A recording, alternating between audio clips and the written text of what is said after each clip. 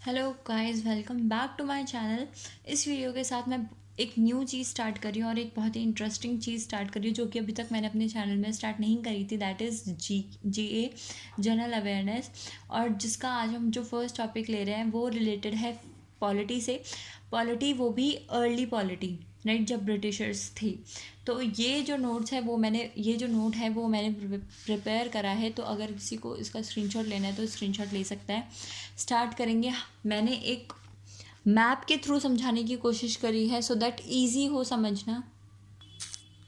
तो ये जो है हम स्टार्ट करेंगे 1600 से, जब ब्रिटिशर्स फर्स्ट टाइम इंडिया के अंदर एंटर करे थे, राइट। 1600 में ब्रिटिशर्स की एंट्री हो गई थी। उसके बाद जो बड़ा इवेंट है दैट इज़ 1757, जो बैटल ऑफ प्लासी हुआ था, राइट। बैटल ऑफ प्लासी हुआ था। तो बैटल ऑफ प्लासी हुआ किसके बीच में था? Comment below. और उसके बाद नेक्स्ट जो बैटल है वो हमारा आफ्टर 9 years हुआ था, 7 years हुआ था। That was battle of Buxar, जिसके बाद ट्रीटी साइन हुई थी और वो थी ट्रीटी ऑफ इलाहाबाद, जिसमें कि ब्रिटिशर्स को दीवानी राइट्स मिल गए थे, ठीक है। और कौन सी स्टेट्स के मिले थे? बंगाल, बिहार और उड़ीसा, ठीक है। आप कमेंट करके बताओगे कि बैटल ऑफ प्लासी और बैटल ऑफ बक्सर किसके बीच में हुई थी। बैटल ऑफ बक्सर जो था वो 3:1 के उसमें किया गया था, जिसमें कि 3 जो थे वो मुगल रूलर थे और एक जो था हमारा वो ब्रिटिशर्स थे, नॉट मुगल, ठीक है। उसके बाद जैसे ही बैटल ऑफ बक्सर हुआ, ट्रीटी साइन हुई इलाहाबाद और ब्रिटिशर्स को मिल गया था दीवानी राइट, जो कि 3 स्टेट्स में मिला था। देन उसके बाद जो बड़ा इवेंट हुआ था वो हुआ था रेगुलेटिंग एक्ट, जो पास हुआ था हमारा 1773 के, ठीक है। इसके बाद हमारा रेगुलेटिंग एक्ट पास हुआ 1773 में, जिसमें कि फर्स्ट गवर्नर ऑफ बंगाल को चेंज करके गवर्नर जनरल ऑफ बंगाल बनाया। जो गवर्नर ऑफ बंगाल थे वो कौन था? हमारा रॉबर्ट क्लाइव थे। और जब गवर्नर जनरल ऑफ बंगाल बनाया गया तो किसको बनाया गया? वॉरेन हेस्टिंग को, ठीक है। तो अगर आपसे कभी पूछा जाएगा कि first governor general of Bengal किस रेगुलेटिंग एक्ट के थ्रू बनाया गया था, तो वो था 1773, ठीक है। अब 1773 के रेगुलेटिंग एक्ट में और क्या चीज़ें प्रपोज की गई थी? फर्स्ट तो हमारा ये था कि चेंजेस हुए थे। सेकंड हमारा था गवर्नर जनरल ऑफ बंगाल के साथ काउंसिल बनाई गई, जिसमें कि 4 लोग इलेक्ट हुए थे, ठीक है। 4 लोग इलेक्ट हुए थे सो दैट वो गवर्नर जनरल ऑफ बंगाल की हेल्प कर सके, राइट। थर्ड चीज़ क्या हुई थी? गवर्नर ऑफ मद्रास, बॉम्बे, इन दोनों को क्या बना दिया गया था? सब ऑर्डिनेट किसका? गवर्नर जनरल ऑफ बंगाल का, ठीक है। अब इस रेगुलेटिंग एक्ट के थ्रू क्या होना स्टार्ट हो गया था? That was centralised administration. अब सेंट्रलाइज्ड एडमिनिस्ट्रेशन क्या होता है कि देखो, हर जगह के गवर्नर्स को आप सब ऑर्डिनेट बना रहे हो गवर्नर जनरल ऑफ बंगाल का, यानी कि जो मेन पावर है वो हमारा किसके पास है? गवर्नर जनरल ऑफ बंगाल के पास। सिर्फ अकेली उसके पास पावर है और किसी के, बाकी सब उसके सब ऑर्डिनेट्स है, यानी कि जो पावर थी वो सेंट्रलाइज थी, वो एक आदमी के पास थी, ठीक है। और कोई डिसीजंस नहीं ले सकता था। सीओडी फॉर्म किया गया था, जो कि रिपोर्ट प्रेजेंट करेगा ब्रिटिश को, ठीक है। सीओडी क्या था? कोर्ट ऑफ डायरेक्टर्स, जो कि देखेंगे कि कैसा ये सारे एडमिनिस्ट्रेशन प्रॉपरली हो रहा है या नहीं, और वो रिपोर्ट बना के भेजेंगे ब्रिटिशर्स को, राइट। सिक्स थिंग थी एस्टैब्लिशमेंट ऑफ सुप्रीम कोर्ट, जो कि कैलकाता में किया गया था। और ये बहुत ही इंपॉर्टेंट पॉइंट है, ये कई बार पूछा जाता है कि किस रेगुलेटिंग एक्ट के थ्रू सुप्रीम कोर्ट को एस्टैब्लिश किया गया था। That was regulating act 1773। और फर्स्ट चीफ जस्टिस कौन थे हमारे ब्रिटिश इंडिया के? दैट वाज एलिजा एम्पे, ठीक है। तो रेगुलेटिंग एक्ट 1773 में ये इंपॉर्टेंट 6 पॉइंट्स थे जो कि प्रपोज किए गए। नेक्स्ट आया था हमारा सेकंड, जो कि है पिट्स इंडिया एक्ट। अभी तक हम रेगुलेटिंग एक्ट बोलते थे। देन उसके बाद आफ्टर 11 ईयर्स के गैप के बाद एक न्यू एक्ट इंट्रोड्यूस हुआ था इंडिया में, that was called as Pitts India act 1784। अब इसमें क्या इंपॉर्टेंट चीज़ें हुई थी, फर्स्ट था सिस्टम ऑफ ड्यूअल गवर्नमेंट को इंट्रोड्यूस कर दिया गया था। जैसे कि आपको अभी मैंने रेगुलेटिंग एक्ट में बताया कि सीओडी एस्टैब्लिश की गई थी सो दैट वो रिपोर्ट प्रेजेंट कर पाए ब्रिटिश को कि कैसे एडमिनिस्ट्रेशन रन कर रहा है इंडिया में। बट अब उन्होंने क्या कर दिया, पिट्स इंडिया एक्ट में उन्होंने सीओडी के साथ साथ बीओसी बना दिया, यानी कि बोर्ड ऑफ कोर्ट्स बना दिया, जिसमें कि 6 मेंबर्स रहेंगे। ठीक है, कैलकाता became capital of British possession, यानी कि कैलकाता को कैपिटल बना दिया गया था किसका, ब्रिटिश पोजेशन, यानी कि उस टाइम पे इंडिया के लिए यूज़ किया गया था ब्रिटिश पोजेशन। ठीक है, थर्ड था सीक्रेट कमेटी बनाई गई थी। ठीक है, सीक्रेट कमेटी बनाई गई थी जिसमें कि बीओसी और सीओडी के मेंबर्स को इलेक्ट करके उस कमेटी में डाला गया था, जिसमें बीओसी के मेंबर्स थे 6 और सीओडी के मेंबर्स थे 3। यानी कि यहाँ पर जो है वो अगर आप देखो कि मेजॉरिटी किसके पास है, बीओसी के पास, यानी कि जो वो डिसीजन लेगी वही डिसीजन फाइनल होगा। फोर्थ पॉइंट था कि गवर्नर जनरल ऑफ बंगाल को वीटो पावर दी गई थी और प्लस उसके साथ काउंसिल जो बनाई गई थी जिसमें 4 to 3 मेंबर्स, यानी कि जो मेंबर अभी आपने देखा कि मैंने रेगुलेटिंग एक्ट में आपको बताया था कि गवर्नर जनरल के साथ काउंसिल दी गई थी जिसमें कि 4 मेंबर थे, बट अब उसमें क्या कर दिया था, गवर्नर जनरल ऑफ बंगाल को वीटो पावर दी गई थी और उसके जो काउंसिल में 4 मेंबर थे उनको कम करके 3 मेंबर्स कर दिए थे। ठीक है, फिफ्थ पॉइंट है Britishers got direct control on administration, यानी कि ब्रिटिशर्स का अब डायरेक्ट कंट्रोल हो गया था एडमिनिस्ट्रेशन में।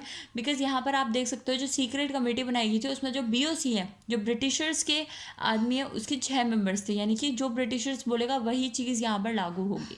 इसीलिए क्वेश्चन में पूछा भी जाता है कि through which act Britishers got direct control in administration, that was पिट्स India act, right. Next है आफ्टर दैट, पहले देखो रेगुलेटिंग एक्ट आया 1773 में, उसके 11 साल बाद पिट्स इंडिया एक्ट आया जो कि 1784 में आया। अब उसके 9 साल बाद नेक्स्ट एक्ट आया जो कि था चार्टर एक्ट 1793। अब इस एक्ट में क्या इंपॉर्टेंट चीज़ें हुई थी, फर्स्ट था कंपनी ट्रेड मोनोपोली, यानी कि जो ईस्ट इंडिया कंपनी थी। ठीक है, देखो ईस्ट इंडिया कंपनी जो ब्रिटिश का है उसका एक पार्ट था, वो पूरी ब्रिटिश नहीं थी। ठीक है, वो एक पार्ट था जो कि एक राइट लेके आया था वहाँ से सो दैट वो इंडिया में आके ट्रेड कर पाए। ठीक है, तो वहाँ के जो ब्रिटिशर्स थे वो उनको राइट दे रखे थे कि सिर्फ इंडिया में आप ही ट्रेड करोगे और कोई ट्रेड नहीं करेगा, उसको हम कहते हैं ट्रेड मोनोपोली। ठीक है, और बाकी कंट्रीज़ के लोग आके वहाँ पर ट्रेड नहीं कर सकते, सिर्फ आप ही वहाँ का ट्रेड संभालोगे। तो ये जो मोनोपोली थी वो ब्रिटिशर्स ने और बढ़ा दी थी 20 साल के लिए, यानी कि अब 20 साल तक और वही वहाँ पर ट्रेड कर सकते हैं और कोई कंट्री आके ट्रेड नहीं कर सकती है। ठीक है, सेकंड पॉइंट था बीओसी की सैलरी जो थी वो ईस्ट इंडिया कंपनी ही अब पे करेगी, पहले ब्रिटिश पे कर रहे थे, अब वो डाल दिया ईस्ट इंडिया के ऊपर कि आप ही बीओसी की सैलरी पे करोगे। थर्ड था कि 5 लाख ब्रिटिश असेंबली को देने पड़ेंगे, यानी कि ईस्ट इंडिया कंपनी जो इंडिया में अर्निंग करी है उसमें से 5 लाख जो है वो ब्रिटिशर्स को एनुअली पे करना पड़ेगा। ठीक है, फोर्थ पॉइंट क्या है, गवर्नर जनरल ऑफ बंगाल को और ज़्यादा पावर दे दी थी। ठीक है, उसकी पावर और बढ़ा दी थी। पहले आपने देखा रेगुलेटिंग एक्ट के थ्रू गवर्नर जनरल की पावर थी बट उसके साथ सबऑर्डिनेट और भी लोग कर रहे थे। फिर पिट्स इंडिया एक्ट आया जिसमें गवर्नर जनरल ऑफ बंगाल को वीटो पावर मिल गई। ठीक है, और जो काउंसिल में 4 लोग थे उनको कम करके 3 यानी कि और पावर मिल गई। अब जैसे ही चार्टर एक्ट 1793 आया गवर्नर जनरल को और ज़्यादा पावर मिल गई। अब इस एक्ट के 20 साल बाद नया एक्ट इंट्रोड्यूस हुआ। क्यों, यहाँ पर कंपनी को ट्रेड मोनोपोली 20 साल के लिए मिली थी। ठीक है, तो 20 साल के बाद अब उनकी मोनोपोली ख़त्म हो गई थी, तो एक नया चार्टर एक्ट आया जो कि 1813 में आया। ठीक है, इस टाइम पे हमारे गवर्नर जनरल कौन थे, यानी कि उस टाइम पे ब्रिटिश पोजीशन के गवर्नर जनरल थे लॉर्ड मिंटो। ठीक है, अब इस एक्ट में क्या इंपॉर्टेंट चीज़ें हुई, पहली चीज़ थी एंडेड ईस्ट इंडिया कंपनी, यानी कि ईस्ट इंडिया कंपनी की मोनोपोली जो थी वो ख़त्म कर दी थी। जैसे आपने यहाँ पर देखा कि 20 ईयर्स के लिए ईस्ट इंडिया कंपनी की मोनोपोली बढ़ा दी थी, बट इस एक्ट के थ्रू उनकी मोनोपोली जो है वो ख़त्म कर दी थी, एक्सेप्ट टी ट्रेड और ट्रेड विथ चाइना। ठीक है, टी ट्रेड में अभी भी उनकी मोनोपोली थी और ट्रेड विथ चाइना में उन्हीं की मोनोपोली थी, उसको छोड़ के बाकी सब में से उनकी मोनोपोली हटा दी थी। सेकेंड एक्ट था फाइनेंशियल ग्रांट्स। ठीक है, जो इंडियन लिस्ट में है। थर्ड है हमारा 1 लाख एजुकेशन ग्रांट उनको देना था। फिर फोर्थ था जो क्रिश्चियन मिशनरीज थे उनको अलाउड कर दिया था इंडिया में आना, अभी तक अलाउड नहीं था, बट इस एक्ट के बाद जो क्रिश्चियन मिशनरीज थे उनको अलाउड कर दिया था इंडिया में आना, और वो अपने रिलीजियस प्रैक्टिस इंडिया में कर सकते थे। फिफ्थ पॉइंट था उनकी मोनोपोली जो ये थी, जो कि टी ट्रेड की दे रखी थी और ट्रेड विद चाइना की दे रखी थी, उसको 20 साल के लिए रिन्यू कर दिया। अब जस्ट लाइक कि इधर हमने 20 साल तक उनकी मोनोपोली बढ़ा दी थी, तो 20 साल के बाद न्यू एक्ट रिलीज़ करा था, ठीक है। तो यहाँ पर भी हमने 20 साल के लिए बढ़ाई, तो 20 साल के बाद न्यू एक्ट रिलीज़ हुआ जो कि था चार्टर एक्ट 1833। अब इसमें क्या करा, अब जो इकलौती मोनोपोली बची थी उसको भी पूरी तरह से ख़त्म कर दिया था ईस्ट ब्रिटिश ने, ठीक है, कंप्लीट मोनोपोली हटा दी थी, राइट। सेकेंड पॉइंट है कॉमर्शियल पावर रिमूव कर दिया था। Third is open competitive exam introduce, यहाँ पर यानी कि चार्टर एक्ट 1833 में first time open competitive exam को इंट्रोड्यूस कर दिया था, बट अभी तक वो प्रैक्टिस होना स्टार्ट नहीं हुआ था। उन्होंने बोला कि हम कराएंगे, इंट्रोड्यूस कराएंगे, बट एक्चुअल में वो स्टार्ट नहीं हुए थे। फोर्थ पॉइंट है इंडियन लॉ कमीशन को बनाया गया था जिसके चेयरमैन थे लॉर्ड मॉर्क्यूले, ठीक है। फिफ्थ है रेगुलेशंस को चेंज करके एक्ट बोल दिया गया था, यानी कि अब से रेगुलेशंस नहीं होगा, अब से उसको एक्ट एज एन एक्ट हम ट्रीट करेंगे। सिक्स्थ एंड वेरी इंपॉर्टेंट कि गवर्नर जनरल ऑफ बंगाल को हटा के गवर्नर जनरल ऑफ इंडिया बोल दिया गया था, और फर्स्ट हमारे कौन थे, विलियम बेंटिक। सेवेंथ है legislative power of governor general of Bombay, Madras, ठीक है, इन सबको दी गई थी, और governor general of India, right. ये हमारे थे जो कि फिफ्थ में यानी कि चार्टर एक्ट 1833 में इंट्रोड्यूस हुए थे। नेक्स्ट एक्ट इसके 20 साल बाद आया। फर्स्ट हमारा आया था रेगुलेटिंग एक्ट 1773, ठीक है। उसके 11 साल बाद हमारा सेकंड एक्ट आया था विच वॉज पिट्स इंडिया एक्ट, ठीक है। फिर 9 साल बाद आया, पहले 11 साल बाद, फिर 9 साल बाद, जो कि था चार्टर एक्ट 1793। फिर इसके बाद 20 साल के गैप के बाद हमारे एक्ट्स आने स्टार्ट हुए। पहला 20 साल के बाद आया चार्टर एक्ट 1813, फिर अगेन 20 साल के बाद आया 1833, एंड नेक्स्ट हमारा अगेन 20 साल के बाद जो कि है 1853 में, ठीक है। इसमें क्या इंपॉर्टेंट चेंजेस हुए थे, पहला एक्सटेंड ईस्ट इंडिया कंपनी का रूल कर दिया था, बट अब इस बार कोई स्पेसिफिक टाइम नहीं बताया था कि इस टाइम तक तुम्हारा रूल चलेगा।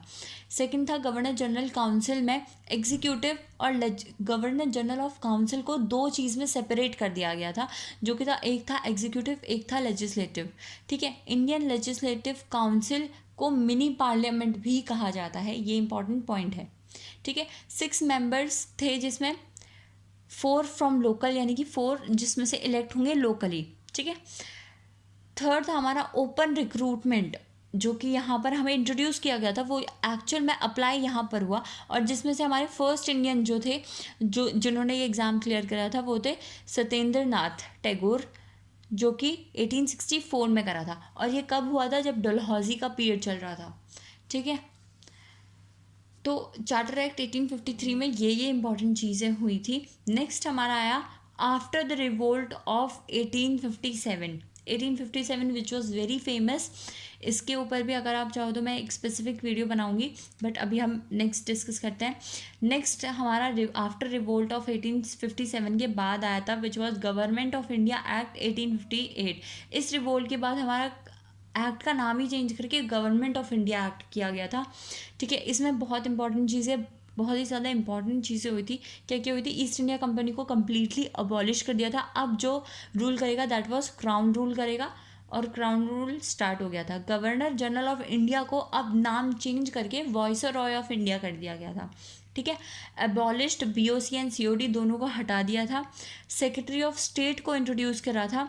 15 मेंबर्स की काउंसिल बनाई गई थी सो दैट वो असिस्ट करेगा हमारा सेक्रेटरी ऑफ स्टेट को, और ये जो सेक्रेटरी ऑफ स्टेट है वो हमारा ब्रिटेन में ही बैठेगा, ठीक है।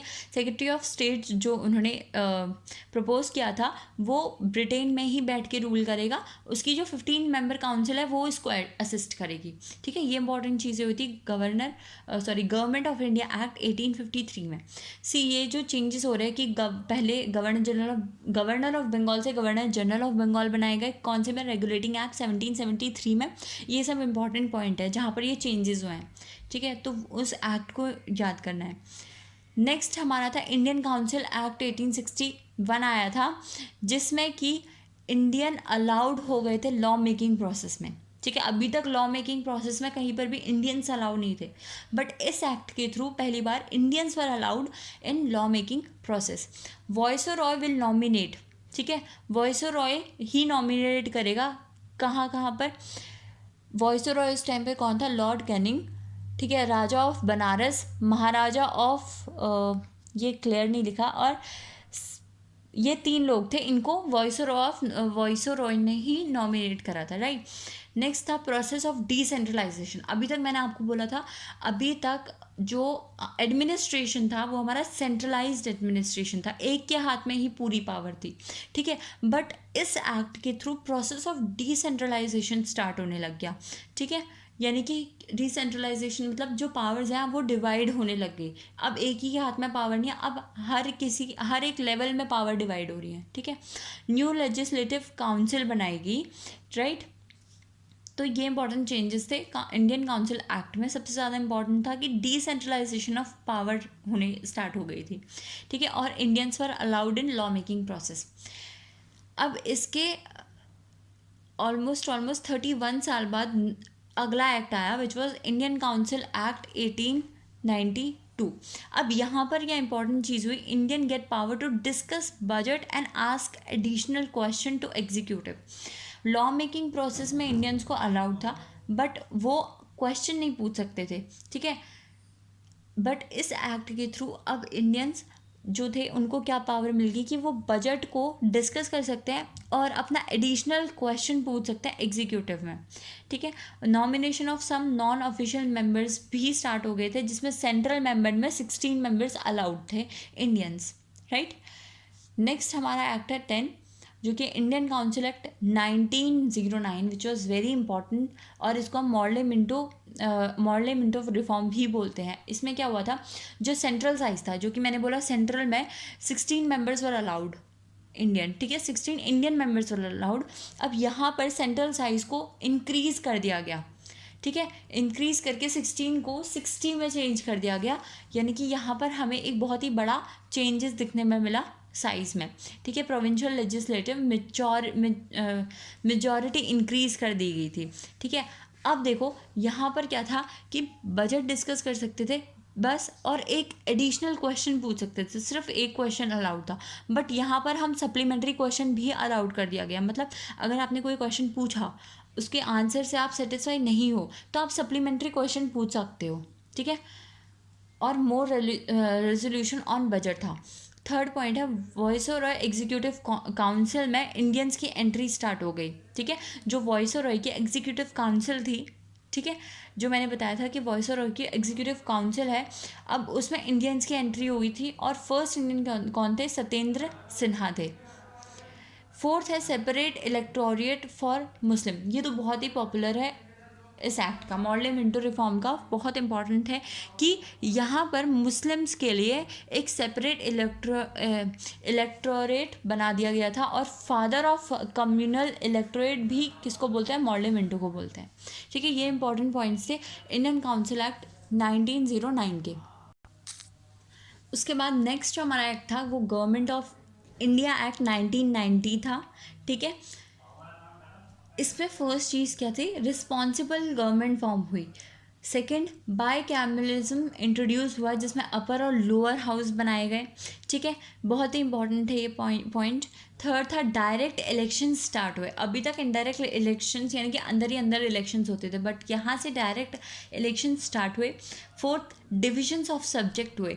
डिविजन्स ऑफ सब्जेक्ट मतलब सेंट्रल सब्जेक्ट है वो सेंट्रल संभालेगा, प्रोविंशियल है वो प्रोविंशियल संभालेगा। उसमें भी 2 अलग अलग उन्होंने डिविजन्स कर दिए कि रिज़र्व जो है वो रिज़र्व जो सब्जेक्ट्स हैं वो अलग है और ट्रांसफर्ड अलग है, ठीक है।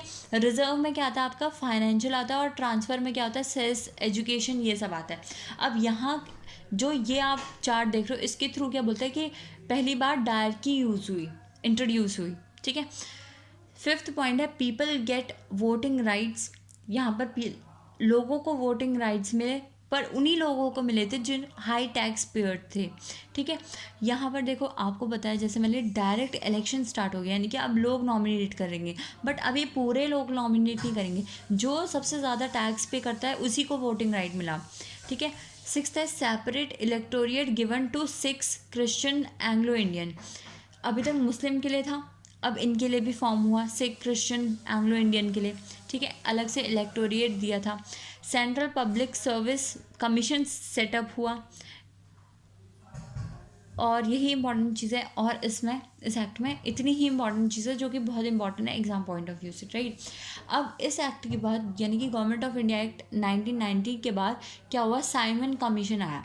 साइमन कमीशन किस लिए बनाया गया था, साइमन कमीशन इसलिए बनाया गया था कि ये जो एक्ट है ना, गवर्नमेंट ऑफ इंडिया एक्ट 1990, इसके जो पॉइंट्स, यानी कि इसके जो एक्ट्स लागू करे गए हैं, जो कि भी इम्पॉर्टेंट चीज़ें लागू करी गई हैं, उन सब की स्टडी करने के लिए कि वो कितनी सही डायरेक्शन में गई है, यानी उसके लिए कमीशन प्रिपेयर कर रहा था, साइमन कमीशन, जिसका रिवोल्ट भी हो रहा था। रिवोल्ट का रीज़न ये था कि इस पूरी कमीशन में एक भी इंडियन नहीं था, ठीक है, सारे ब्रिटिशर्स थे, तो इसलिए रिवोल्ट भी हुआ। बट ये फॉर्म हुआ था, और ये साइमन कमीशन इंडिया कब आया था, 1927 में। और इसके बाद हमारा आया था government of India act in 1935, which is very large act, ठीक है। ये अभी तक का लार्जेस्ट एक्ट था, और इंडियन कॉन्स्टिट्यूशन में सबसे ज़्यादा पॉइंट्स इसी एक्ट से लिए गए हैं, which is government of India act. तो ये पूरा था आपका जो प्रीवियस पॉलिटी थी बिफोर इंडिया गॉट इंडिपेंडेंट, तो उसकी पॉलिटी थी। बाकी आगे की हम अब मॉडर्न पॉलिटी, यानी आफ्टर इंडिपेंडेंस के बाद जो पॉलिटी स्टार्ट हुई वो स्टार्ट करेंगे। Thank you so much guys for watching this video. For more such videos please do like, share and subscribe to my channel.